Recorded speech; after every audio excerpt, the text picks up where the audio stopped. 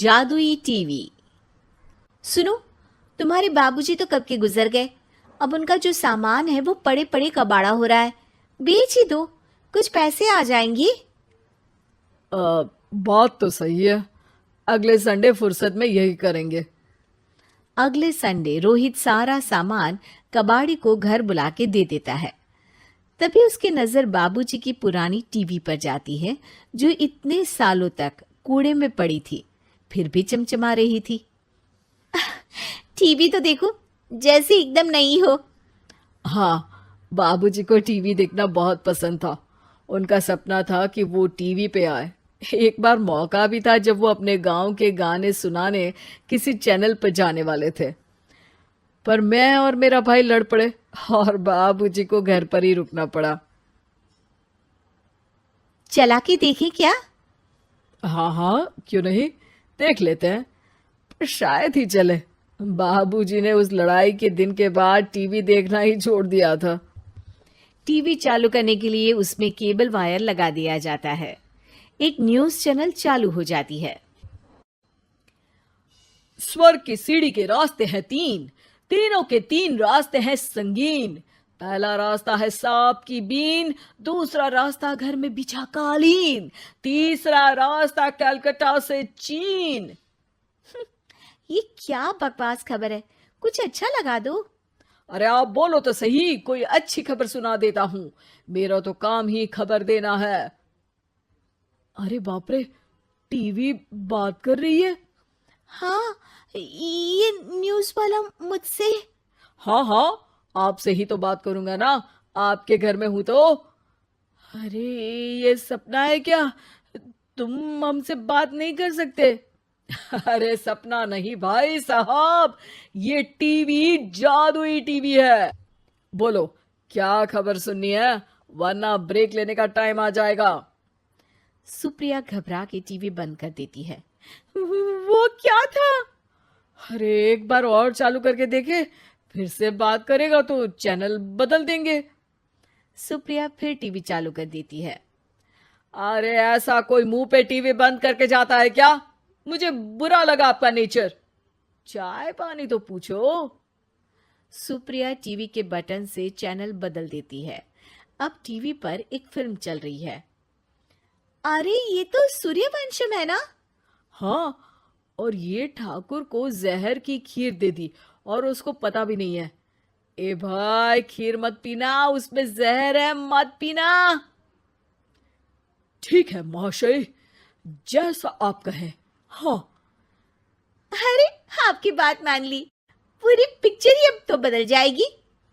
मतलब ये सच में जादुई टीवी है? तभी वहां कबाड़ी आ जाता है। भैया, टीवी के 150 रुपए दूंगा, चलेगा? अरे 1.5 करोड़ में भी ना दे तुमको ये टीवी हम।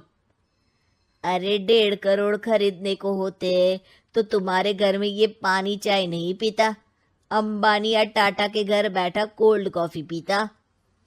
रोहित कबाड़ी का हिसाब करके उसे वहां से चलता करता है और अपने भाई शशिकांत को फोन लगा के बुलाता है। शशि थोड़ी ही देर में वहां पहुंच जाता है। क्या हो गया भैया?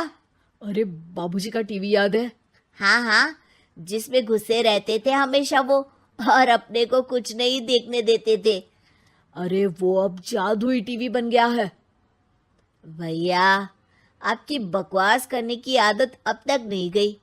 अरे आपके घर में बच्चे हैं, अब तो बड़ों जैसी बात करो। रोहित जाके टीवी चालू कर देता है। टीवी पर एक जादू का शो हो रहा है जिसमें एक जादूगर है। अब मैं अपनी टोपी में से कबूतर निकालूंगा।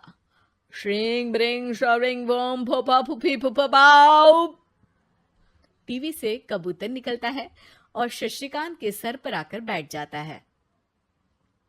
भैया, ये क्या हो रहा है? भैया इसे उड़ाओ।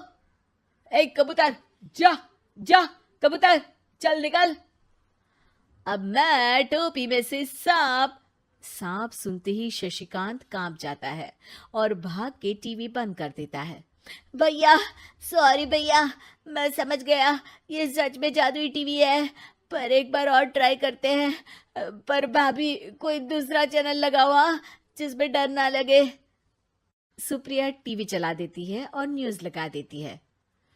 अरे कितने दिनों बाद मुझे याद आया, बताइए क्या खबर सुनाओ। और ये नया आदमी कौन है? ये मेरा भाई है शशिकांत। ओह यस, वही है ना जिससे तुम लड़ लिए थे किसी बात पे, और तुम्हारे बुढ़ाओ पिताजी गुस्सा हो गए थे और टीवी को संन्यास दे दिया था। हैं? तुमको कैसे पता ये सब? इस टीवी में रहने वाले आदमी से लेकर कबूतर तक को तुम्हारे बाबूजी और तुम्हारी बातें पता है, इसलिए तो ये जादुई टीवी है। ये टीवी क्या कर सकती है वैसे? तुम जो मांगो दे सकती है। कहानी बदल सकते हो, खबर बदल सकते हो, कोई चीज मांग सकते हो। अरे भैया, ये टीवी मैं लेके जा रहा हूँ। बाबूजी का लाडला तो मैं ही था ना। अरे ऐसे कैसे? मैं बड़ा बेटा था, अब तक मेरे घर में टीवी थी ना। अब तक कहाँ गए थे पिताजी के लाडले? तुम्हारी गलती का एहसास भी है। अरे भैया, ज्यादा ना बोलो वरना भूल गए आपके दांत तोड़ दिए थे मैंने उस लड़ाई में। मेरी बीवी के सामने मेरी बेइज्जती करता है। रुक। दोनों भाई हाथापाई पे उतर जाते हैं। रुक, बताता हूं तुझे कि कौन बड़ा है। अरे छोटे का दम तो देख लीजिए आप। ये खबर आपके बाबूजी को देता हूं। तभी टीवी अचानक बंद हो जाता है। अरे शायद टीवी नाराज हो गया। और लड़ लो, आए बड़े खली बनने। टीवी से एक तेज रोशनी निकलती है और टीवी में बाबूजी दिखाई देते हैं। बापूजी आप? इतना चकरा क्यों रहा है? अपने बाप को नहीं पहचानता क्या? ये तो ऐसा ही है बाबूजी। प्रणाम बाबूजी। अरे चुप कर, तुम दोनों ही उल्टे हो। तुम्हारी वजह से मैंने टीवी में आने के सपने को छोड़ दिया, तुम्हारी लड़ाई की वजह से। और तो और, जितना मैं अपनी बीवी को नहीं देखता था उतना टीवी को देखता था, वो भी छोड़ दिया तुम दोनों की लड़ाई की वजह से।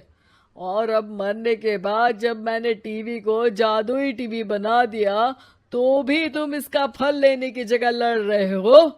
अरे तुम तो लायक ही नहीं हो। अब तुमको बाबा जी का ठुल्लू भी नहीं मिलेगा। बाबूजी चले जाते हैं। टीवी बंद हो जाता है। रोहित और शशिकांत गिड़गिड़ा के टीवी के सामने हाथ जोड़ के बाबूजी को बुलाते हैं, पर टीवी सिर्फ धुआं निकालता रहता है।